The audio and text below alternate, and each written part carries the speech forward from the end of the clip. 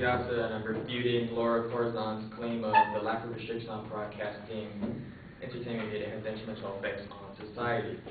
Her secondary claims are: 1, the exposure to adult content at an early age leads to a decline in family values later in life.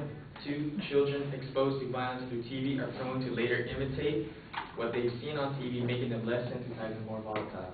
3, television poses a threat to the learning process of today's youth, providing an alternative distraction to studying and reading. Now, for the first secondary claim, the exposure to adult content at an early age leads to a decline in family values later in life. Well, sometimes exposure to adult content might inform people on what they are really getting into, showing them the risks and responses for their actions. And evidence shows that the advocate used an article from the Kaiser Family Foundation. The number of sex scenes in TV has nearly doubled since 1998, with 70% of the top 20 most watched shows by teens included sexual content. What she left out was in the same article. Despite these overall increases in sexual content, the number of shows in which sexual intercourse is either depicted or strongly implied is down slightly in recent years: 7% in 1998, 14% in 2002, and 11% in 2005.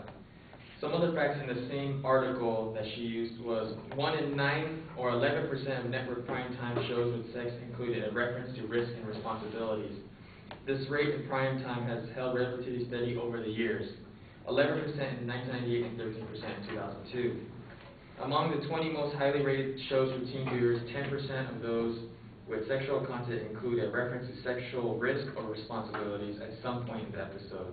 The advocate uses that part of the article to show how it will lead to a decline in family values, but sometimes it will inform people on the risk and responsibilities that one must take. Now to the secondary claim. Children exposed to violence through TV are prone to later imitate what they've seen on TV, making them less sensitized or more volatile.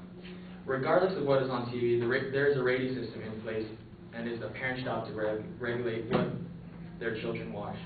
There are many TV shows for children that don't dictate any violence. The advocate used a report by the Senate Committee of the Judiciary.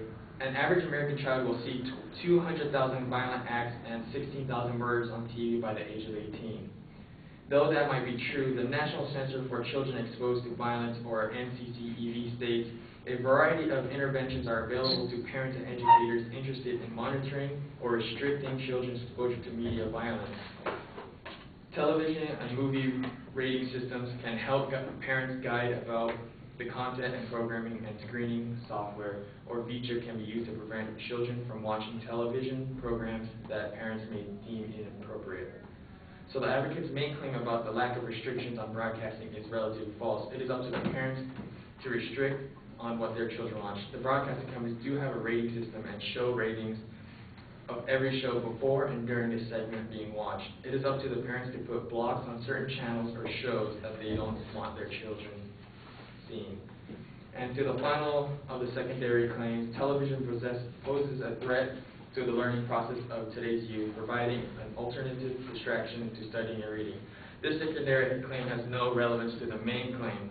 The advocate's main claim, like stated before, is the lack of restrictions of broadcasting entertainment media has detrimental effects on society. The key phrase there is the lack of restrictions on broadcasting entertainment media.